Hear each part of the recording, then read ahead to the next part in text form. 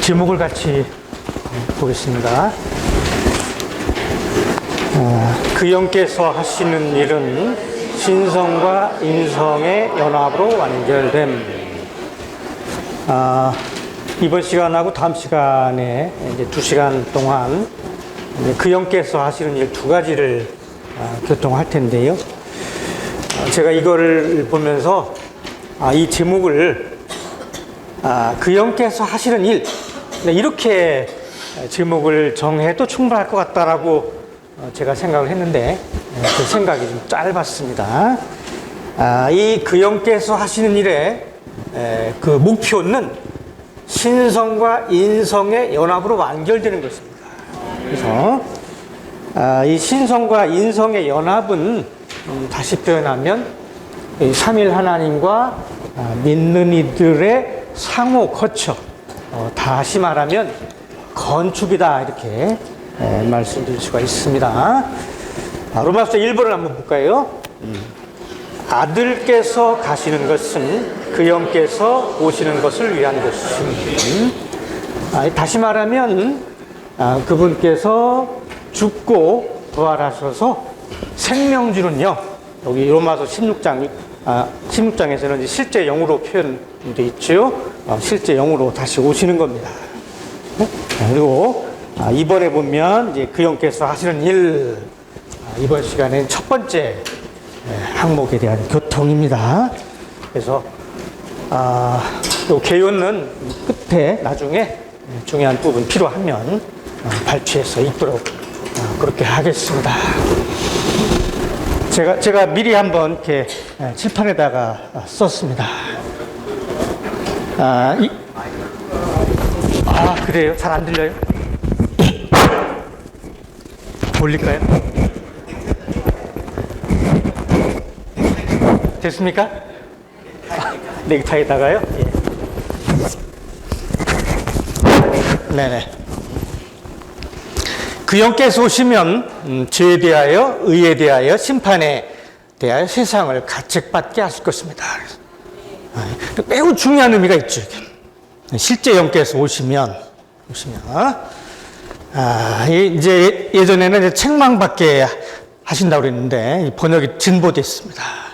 다시 말하면 우리의 양심을 만진다라고 하는 얘기죠. 그래서 여기 세상이라고 표현했지만 이어지는 이제 문맥 9절, 10절, 11절 이렇게 보게 되면 우리를 포함한다고 하는 것을 깨닫게 될 것입니다. 요 구절은 그 이영래님이 수년 동안 매우 혼란스러웠다.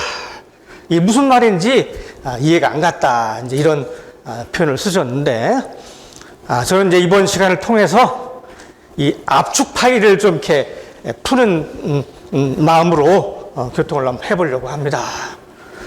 우리가 이 진리에 대해서 이 주관적인 체험을 하려고 그러면 이 진리의 객관적인 방면에 대해서 정확하게 깨닫는 게 먼저입니다. 그래서 제가 3가지 방면을 교통하려고 해요. 첫 번째는 예수님이 왜 요 교통을 왜 하셨느냐 말이죠. 그래서 그 이유를 이제 9절, 10절, 11절에서 이렇게 밝혔죠. 그걸 먼저 시간을 좀 할애해서 교통을 하려고 하고요. 개요에는 나오지 않았지만 이 사복음서에 나타나 있는 우리 양심을 만진 사례들, 예수님이 우리 양심을 만진 사례들을 좀 교통을 하고요. 또 뒤에 시간이 허락된다면 우리가 그 영 안에 거하는 문제, 여러 가지 방면으로 교통할 수 있지만 실제적인 방면에 대해서 좀 교통을 하려고 합니다. 그래서 자, 이제 하나하나 좀 살펴보도록 하죠. 9절부터 좀 보도록 하겠습니다. 9절에 뭐라고 되어 있냐면, 죄에 대하여라 한 것은 그들이 나를 믿지 않기 때문이다. 이렇게. 이게 그분을 믿지 않는 거하고 이 죄하고 무슨 관련이 있나요? 여기서부터 이제 이영재님이 혼란스러워지기 시작했다라고 말씀하십니다. 그래서 여기에 이제 우리가 알아야 될 것은 believe into, 즉 믿어 들어간다, 이게 핵심이죠. 물론 대문자 미, 그리스도를 의미하고요. 그래서 믿어 들어간다. 여기 믿음이라고 하는 거는 이제 많은 사람들이 뭘 인정한다, 뭐 신뢰한다, 이런 의미로도 사용 많이 하지만 이건 물질적인 영역에서 일이지요. 믿어 들어간다고 할 때는 비밀하고 신성한 영역, 전혀 별개의, 전혀 상상할 수 없었던 그런 영역 안에, 문화 안에 들어간다, 이런 의미를 갖고 있습니다. 그러려고 그러면 그분께서, 실제 영께서 오셔야만이 이 영역 안에 들어갈 수 있단 말이죠. 그래서 우리는 그분이 부활 안에서 생명 주는 영이 되셨다고 하는 거 다 압니다.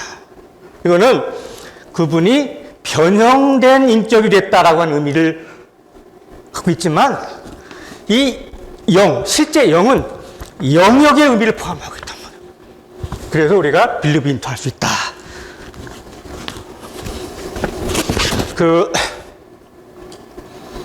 1969년도에 아폴로 11호가 그 달나라에 착륙했고, 그 우주인들이 이렇게 우주복 입고 뛰어다니는 걸 다 기억할 겁니다. 많은 사람들이 그걸 TV로 보면서 너무나 많이 놀랐죠. 야, 우리가 알 수 없는 전혀 새로운 세계가 있구나. 그래서 이제 성경을 알고 나서 이게 둘째 하늘이구나 라는 걸 제가 알게 됐습니다. 주님이 계신 곳은 이제 셋째 하늘이고요. 그죠? 신성하고 비밀한 영역이 있습니다. 바로 실제 영이라고 하는 영역이 있다 라고 하는 것이고요. 흔히 여기에 대해서 이제 이런 교통들을 많이 합니다. 구절에 대해서.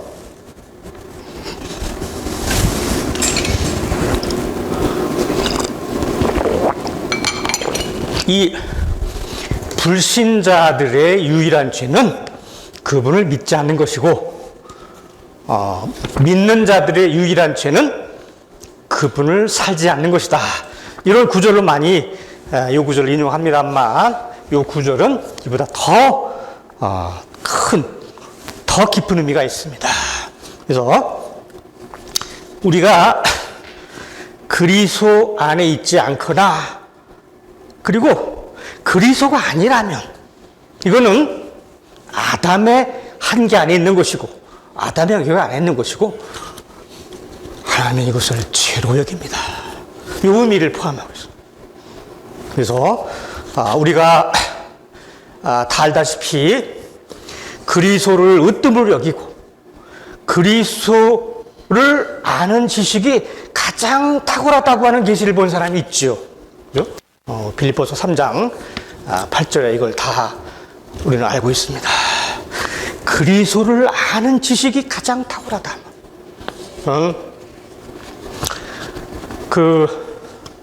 유홍준 교수가 그 나의 문화유산 답사기에서 이런 말을 했죠. 아는 만큼 보이고 보는 만큼 누린다. 근데 우리가 볼 때는 그게 그런 문화재 같고 특별한 게 없는 것 같은데, 이 양반이 한번 썰을 풀면요, 너무나 아는 게 많고 보는 눈이 달라요. 그리스도도 마찬가지다. 우리가 그리스도를 주관적으로 얼마나 아느냐, 이게 그분을 우리가 체험하는 정도를 요청한단 말이에요. 그래서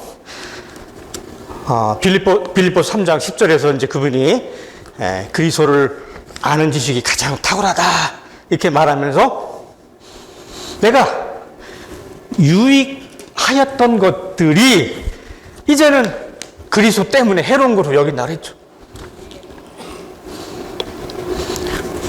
바울은 우리가 알다시피 그 스펙이 대단했던 분이죠. 그 앞부분에 보면 이제 6가지를 언급합니다.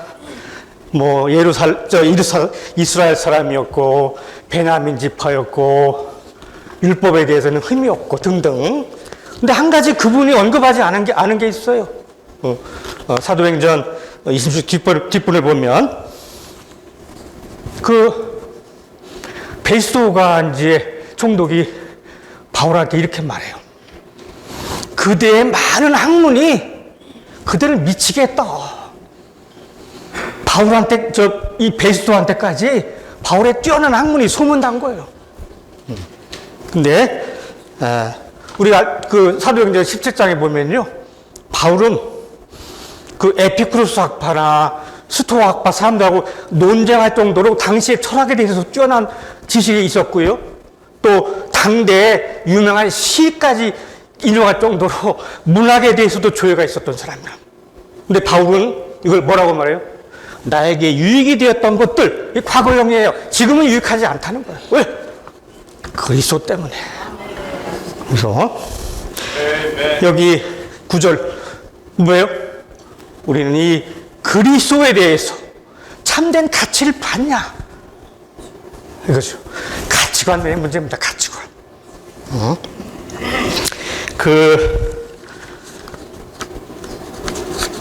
우리는 향유를 부은 마리아에 대해서 잘 알죠.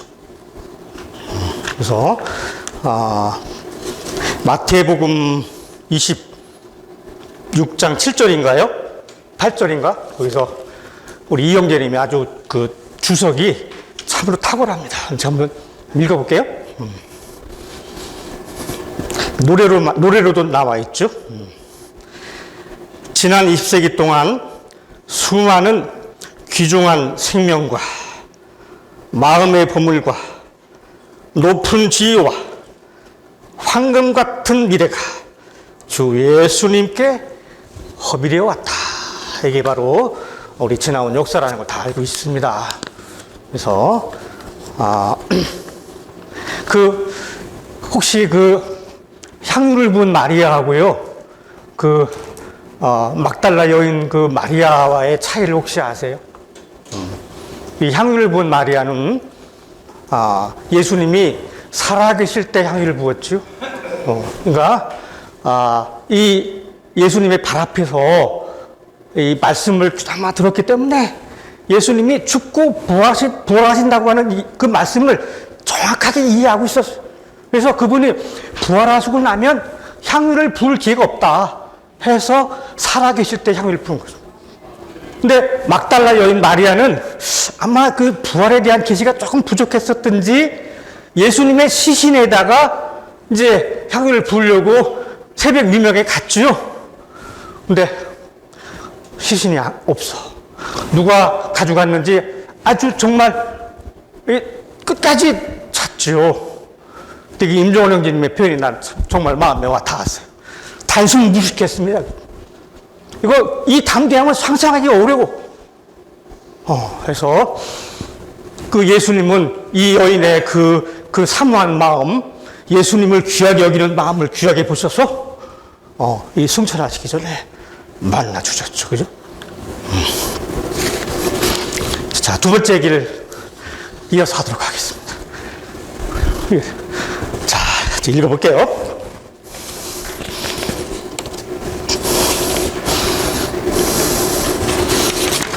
자, 의에 대하여라 한 것은 내가 아버지께로 가므로 여러분이 더 이상 나를 보지 못하기 때문이며.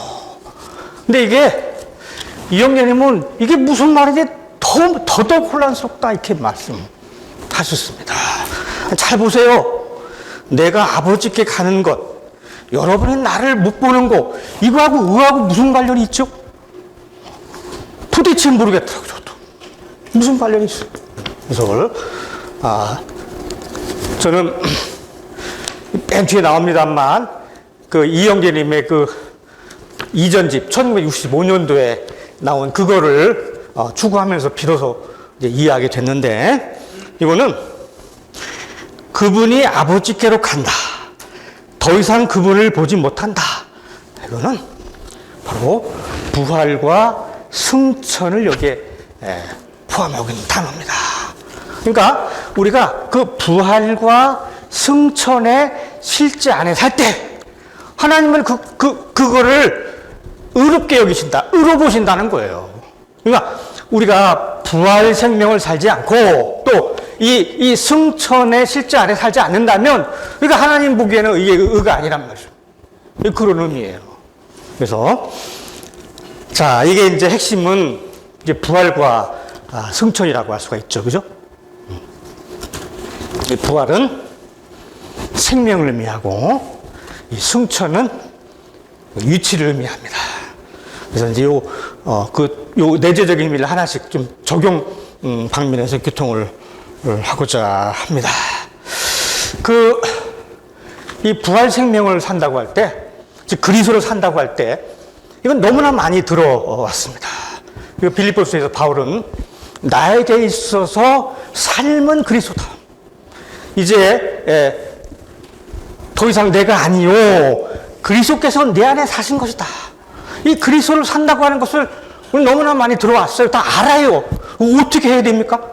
그리스도를 산다는 게 뭐지요? 이거를 좀 제가 교통하려고 합니다.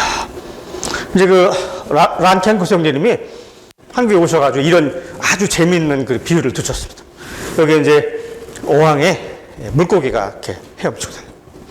이 물고기는 헤엄치는 게 본능이고 그 생명이죠. 근데 이 어느 날 물고기가 어항 밖으로 나와가지고 날아다녀요. 이렇게. 뭐 기적이고 비정상이죠. 그죠? 자, 우리는 우리의 이 타고난 생명 이외에 또 다른 생명을 얻었죠. 근데 그럼에도 불구하고 우리는 여전히 이 타고난 생명을 그냥 자연스럽게 그리고 습관적으로 의식하지 않고 그냥 살아가고 있습니다. 이 기적인데 이런 기적인지도 모르고 그냥 살아요. 그래서 자, 그리스도의 생명을 사는 게 뭔지를 아마 여기 이영재님의 이 동영상을 통해서 제가 분명히 깨달은 것이 있습니다. 예수님은 이 땅에 오셨을 때 두 생명을 사셨죠. 인간 생명을 사셨고 하나님의 생명을 살았습니다. 예수님은 인간 생명을 통해서 하나님의 생명을 살아내셨습니다. 이 인간 생명은 하나의 통로고 수단이고 도구였어요. 그죠? 우리도 똑같이 그렇게 살 수가 있습니다. 우리의 인간 생명을 통해서, 인간 생명을 수단 삼아서, 인간 생명을 도구 삼아서 우리는 그리스도의 생명을 살아내는 사람들임을 감사합니다. 근데 이걸 더 정확하게 이해하려면 접붙임을 우리가 이해를 해야 됩니다. 이 야생 올리브 나무가 참 올리브 나무에 접붙이면 이제 이 야생 올리브 나무는 그 참 올리브 나무의 진액을 공급받아서 살죠. 함께 삽니다. 함께 살아. 근데 이제 뭐 우리는 인간 생명을 살지 않는다. 이게 아니고 천연적인 생명을 살지 않고 여전히 인간 생명을 살지만 바로 참 올리브 나무의 진액을 공급받아서 산다. 나를 먹는 그 사람도 나로 말미암아 산단 말이에요. 근데 이제 그 접붙임에 대해서 언젠가 내가 교통을 한 적이 있는데 물리적인 의미를 잘 이해 못 하더라고요. 저는 시골에서 접붙이는 거를 직접 본 적이 있습니다. 그 감나무하고 이 고엽나무하고 접붙이는데 이 오이를 썰 때요, 동그랗게 썰지 않고 좀 비스듬히 썰죠? 이 가지를, 양쪽 가지를 잘라가지고 이 헝겊으로 둘둘 꼭 둘러매야 돼요. 이게 접붙이는 건데, 많은 경우 우리는 헝겊을 자꾸 풀어내고 그냥 여전히 야생 올리브 나무로 살지 않나요? 어쨌든 우리는 참 올리브 나무의 진액을 공급받고 바로 이 부활 생명을 살아낼 필요가 있습니다. 근데 이걸 정확하게 이해하려고 그러면 빌립보서 3장 10절이 아주 중요한 우리 단서가 됩니다. 여기에 세 가지 암과 세 가지 그 이름이 나오죠. 그리스도와 그분의 부활 생명과 그분의 고난의 고통을 알고 그리스도의 죽음과 같은 형상을 이루어. 근데 이 순서가 조금 이렇게 우리가 달리 이걸 이해를 해야 됩니다. 이게 고난에 참여하고 환경의 안배를 통해서 고난에 참여해서 우리가 그분의 죽음의 틀 안에 들어가는 것, 이게 바로 이제 이 야생 올리브 나무의 가지가 이게 잘려지는 거예요. 그럴 때 이 참 올리브 나무의 진액이 공급되죠. 이게 그분의 부활 생명을 사는 겁니다. 자, 여기까지 유통하고요. 승천에 대해서 좀 유통을 하려고 합니다. 우리가 하늘에 속한 생활을 하느냐, 이 땅에 속한 생활을 하냐. 승천에 대해서 여러 가지 의미가 있겠지만, 방면이 있겠지만, 적용 방면에서 좀 교통을 하면, 그분을 우리의 근원으로 삼냐, 그분이 우리의 시작이냐, 아니면 내가 시작이고 내가 근원이냐, 이거 정말 너무나 중요한 의미가 있어요. 이 차이가. 자, 예를 들어 볼게요. 우리가 영적인 방면에서나 여러 가지 우리 생활 방면에서나 어떤 거를 성취했어, 성공했어. 그럼 우리는 자연스럽게 주님이 우리를 돌아보셨구나. 감사합니다. 주님이 우리를 축복하셨군요. 근데요, 시작이 누구냐가 중요합니다. 하나님이 아닐 수가 있다고요. 나 자신이 시작일 수가 있단 말이에요. 그래서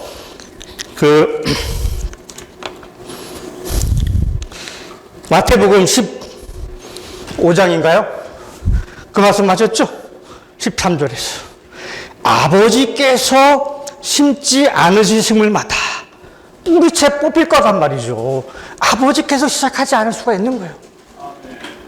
그죠? 마태복음 7장에서도 내가 그분의 이름으로 예언하고 일도 하고 많은 기적적인 또 했지만 내가 당신을 도무지 하지 못한다라고 하는 말을 들을 수가 있는 겁니다. 그래서 여기 승천 방문을 적용할 때 이 시작, 출발, 근원이 누구냐. 저는 사도행전 5장 말씀이 참 인상적입니다. 이 가말리엘이 그런 말을 했죠. 유대인들이 이제 이 사도들을 박해하고 그러니까 그들을 이렇게 만류하면서 이렇게 말했죠. 그냥 내버려 둬라. 이게 하나님으로부터 시작되지 않으면 저절로 멸망할 것이고, 이게 하나님으로부터 시작됐다고 한다면 아무도 그들을 말리지 못할 거다. 너무나 멋있는 말이죠. 이영재님은 요 구절을 여러 번 인용하셨습니다. 그래서 제가 인상적인 그런 스토리를 기억합니다. 그동안에 이제 주 회복이 크게 봐서 한 4번 정도 큰 어려움에 봉착했고, 배역으로 인해서 이제 그 동역자들이 이제 두려움에 빠졌죠. 이거 어떻게 되는 거 아닌가 해서 이영재님이 뭔가 조치를 취해 주기를 기대하고 이제 갔습니다. 이영재님 교통이 이거였죠. 내버려 두라. 주 회복은 망하지 않는다. 만약 망해야 한다면 망하게 내버려 두라. 이거 아무나 이런 말 못하죠. 근원, 시작이 중요하다. 자, 세 번째 교통을 하겠습니다. 심판 11절입니다. 심판에 대하여라는 것은 이 세상의 통치자가 이미 심판을 받았기 때문이다. 이 핵심은요, 이 세상의 통치자가 이제 이미 심판을 받았다고 하는 건데, 그래서 우리가 그분을 믿지 않는다면 이 악한 자와 함께 불못에서 심판받을 것이고, 또 믿는다 하더라도 이 세상의 문제가 우리에게 하나의 그 시험이 통과되지 못한다면 우리 믿는 이들에게 또 그리스도의 심판되겠다고 하는 거 다 압니다. 근데 여기 이제 계획도 다 나와 있습니다만, 그분이 십자가에서 죽으실 때 이제 이 악한 자도 함께 멸망했다고 하는 말을 우리는 아주 잘 알고 있죠. 근데 오랫동안 저를 혼란스럽게 한 게 뭐였냐면, 아니 그분은 죄 없는 죄 있는 육체의 모양으로 죽으셨고, 죄를 알지도 못하고 죄와 아무런 상관이 없는 분이 죽으셨는데 어떻게 이 악한 자가 심판받고 멸망받을 수가 있을까요? 그분은 노병으로 죽으셨는데 왜 이 악한 자가 함께 멸망할 수가 있죠? 저를 오랫동안 의문에 뒀던 건데, 핵심은 갈라디아서 2장 20절에 있었습니다. 내가 그리스도와 함께 십자가에 못 박혔다고 했죠. 그죠? 바로 우리가 포함되어 있는데, 우리는 이 육체 안에 이 사탄의 체현인 죄가 거하고 있죠. 우리는 일종의 쥐덫으로 죽은 겁니다. 이 쥐새끼가 그냥 우리 몸 안에 들어올 때 자기는 쥐새끼인 사탄이 이 쥐덫에 갇힌 걸 몰랐단 말이에요. 주님이 죽을 때 그 쥐덫도 같이 죽었죠. 그 쥐덫에 있는 악한 자가 함께 죽은 겁니다. 그래서 어쨌든 이해할 수 있었고요. 근데 여기 핵심은요, 이 세상의 통치자라고 하는 단어입니다. 그래서 지금 우리가 다 알다시피 이 세상은 악한 자의 왕국이죠. 그러니까 악한 자가 이미 멸망되고 심판받았지만 이미 사형 선고를 받았고, 이 사형 선고는 아직 집행되고 있지 않습니다. 그날에 이제 악한 자는 불못에 들어가겠지만, 지금은 이 세상이 악한 자의 왕국이에요. 이제 머지않아 정권 교체가 예정되어 있습니다. 계시록 11장 15절에 이제 이 세상 왕국이 우리 주님과 그리스도의 왕국이 되어, 우리가 살아가는 이 한국 사회에서도 정권 교체가 일어나면 많은 변화가 있지요. 바로 이 세상 왕국이 그리스도의 왕국으로 바뀔 때 어떤 일이 발생하겠습니까? 주님을 찬양합니다. 제가 조금 더 교통을 하고 이제 계속 전진을 하도록 하겠습니다.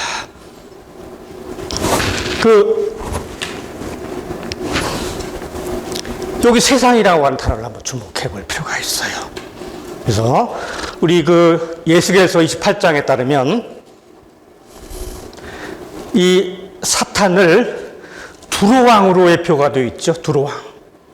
두로라고 하는 지방은 이제 무역의 중심지입니다. 그래서 세상의 근원, 뿌리는 사탄이죠. 세상의 본질은 나는 돈이라고 봅니다. 돈 문제예요. 그래서 이 돈에 관해서 제가 아브라함을 우리는 이해를 해야 됩니다.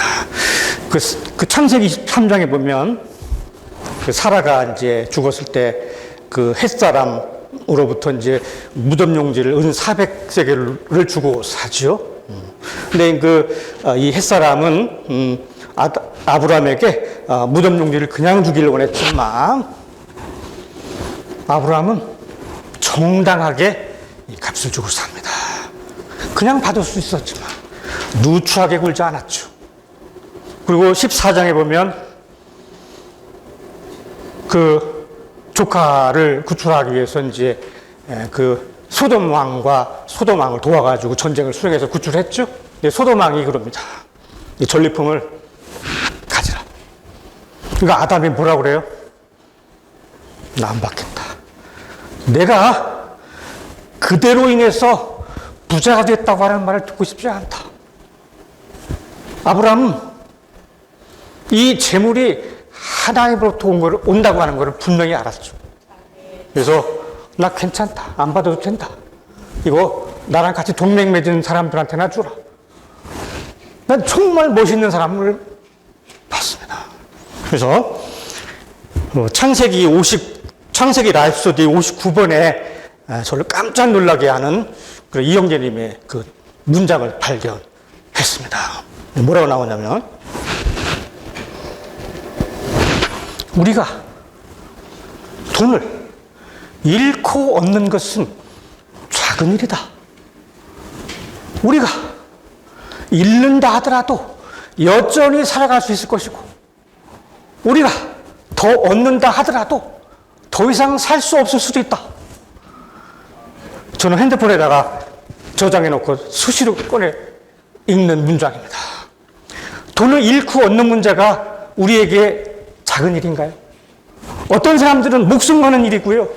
어떤 사람들은 일생을 투자하는 문제고요. 적어도 우리는 아주 예민합니다. 그렇지 않나요?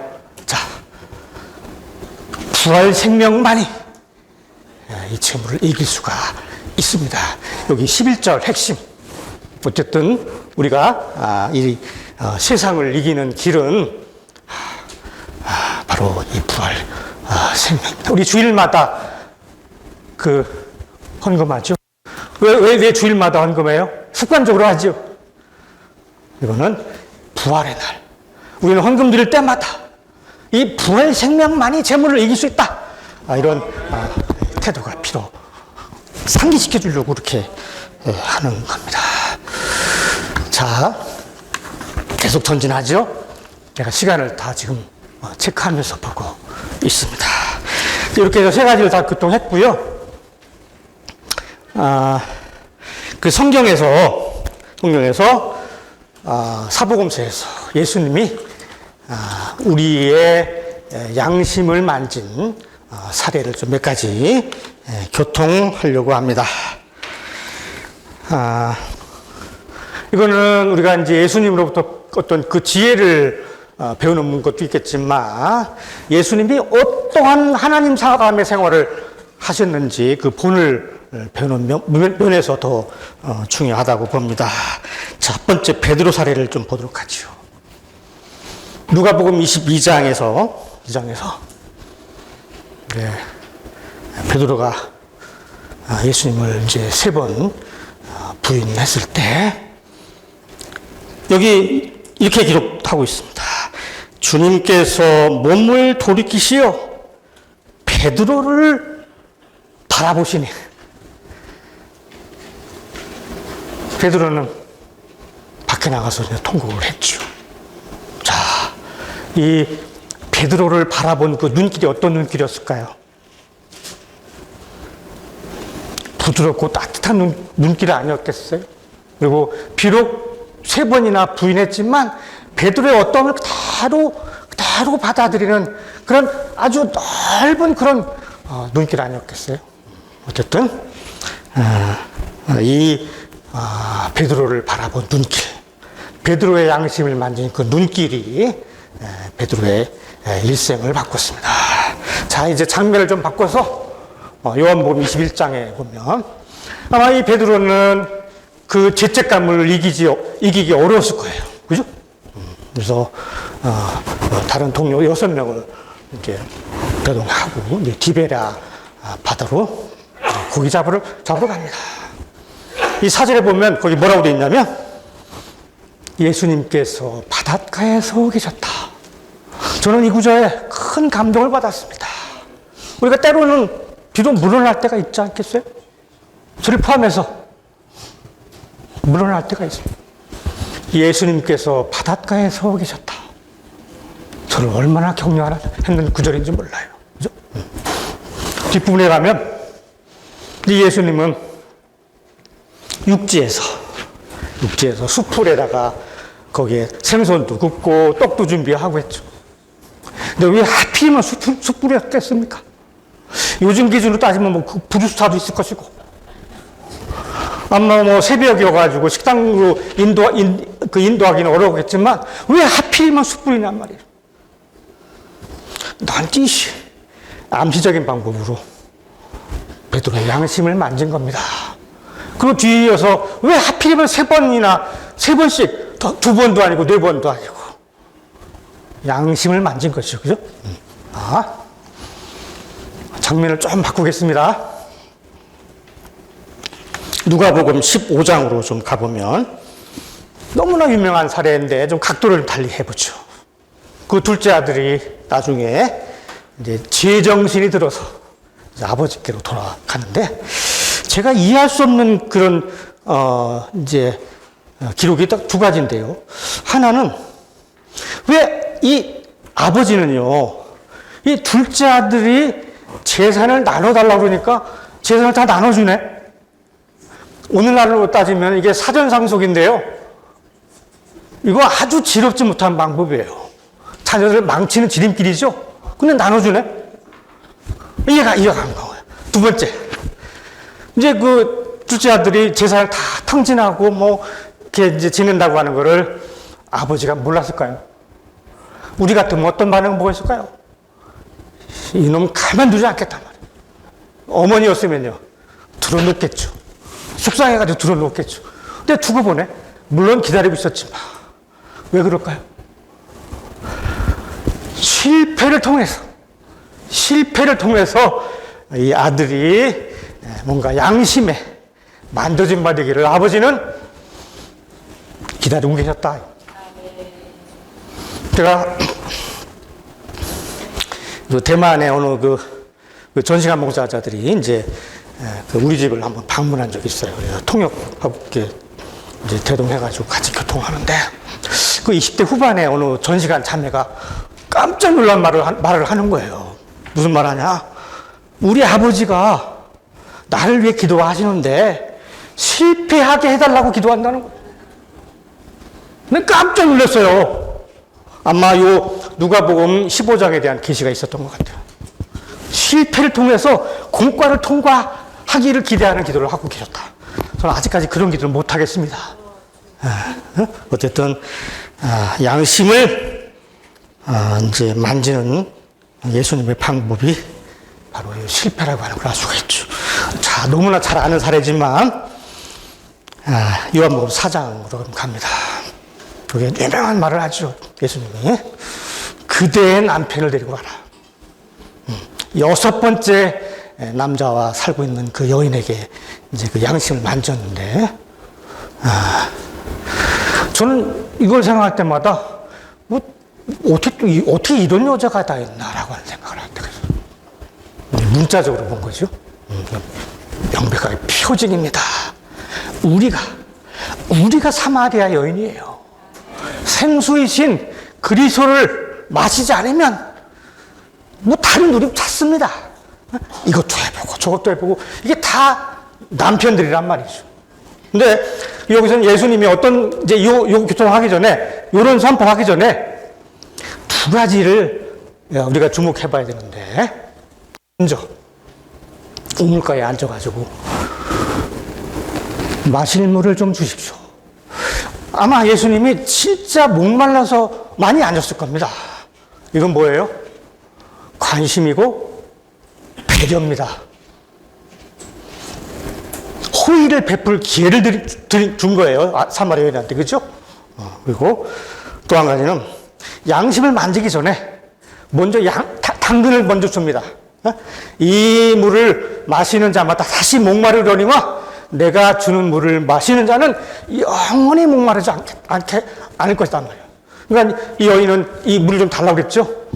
그러니까 양심을 만지기 전에 충분한 준비 과정, 워밍업이 필요하다라고 하는 지혜를 확인할 수가 있습니다.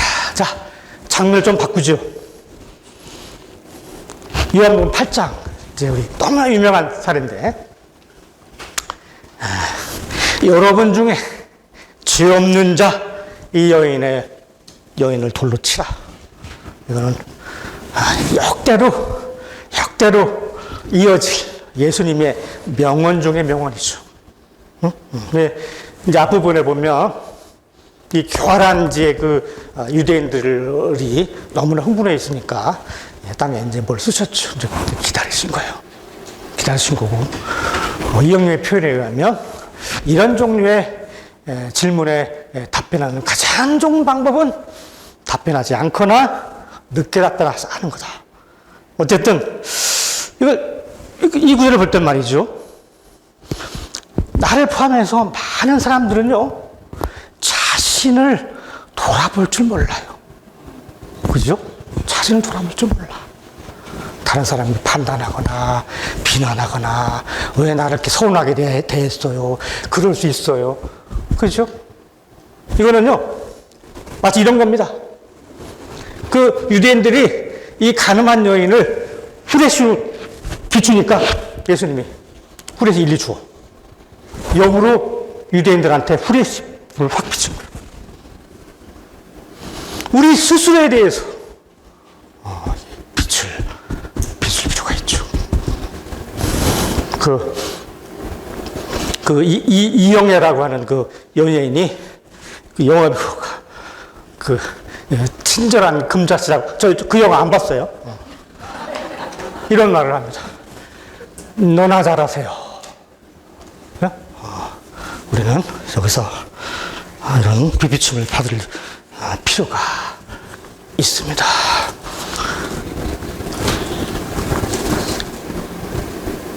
오 분 남았다고 지금 시간이 충분합니다.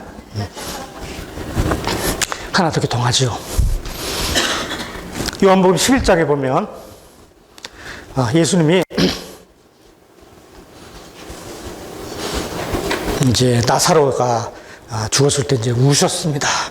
근데 저는 그동안에 어떻게 오해를 했냐면 너무나 나사로를 사랑했기 때문에 슬퍼서 우신 걸로만 알았는데 그게 아니더라고요. 거기 보면 그 제자들하고 그 마리아 마르다의 의견이 10번 나와, 10번. 마르다의 의견이 5번 나와요. 그러니까 예수님도 그 의견에 대해서 두 손 든 거예요. 나 너희들 못 이기겠다 해서 예수님조차도 그냥 우시는 것 말고는 다른 길이 없었던 거예요. 그 의견을 딱 두 가지로 정리하면 이겁니다. 예수님 왜 이렇게 하셔요? 예수님 이렇게 해야 되지 않아요? 우리 교회 생활이 그렇지 않나요? 교회 행정에 대해서 왜 이렇게 해야 돼요? 이렇게 해야 되지 않습니까? 얼마나 많은 의견들이 우리 안에 있습니까? 예수님은 그냥 우신 거예요. 자, 시간 동안에 제 간증을 좀 하고 그냥 마치려고 합니다. 원래는 이 실제 영화 안에 들어가는 길까지 교통하려고 했는데 이걸로 제 교통을 한 가지 제 간증을 함으로 마무리하는 게 좋겠습니다. 저를 인도한 자매님이 초등학교 선생님이셨는데 저에게 딱 3번 눈물을 보이셨습니다. 제가 11살 때 그 선생님은 23살 아주 젊은 분이었죠. 회복안의 자매님이셨고 몰랐습니다. 근데 이제 뭐 산으로 들러 이렇게 어쨌든 아주 정말 우리 재밌게 놀았어. 근데 이게 그때 나이가 되면 되게 말들을 안 듣잖아요. 그래서 이제 반장에 저를 포함해서 60명을 4대씩 때린 거예요. 그러더니만 그 책상 앞에 엎드려 울어. 그 어깨를 들썩거리는 그 모습을 저는 평생 잊을 수 없을 겁니다. 그분이 우리를 사랑하신다고 하는 걸 깊이 알았죠. 깊이 알았죠. 그래서 그 이후로 13년 동안 한 번도 얼굴을 만난 적이 없지만 편지로 계속 소통을 했죠.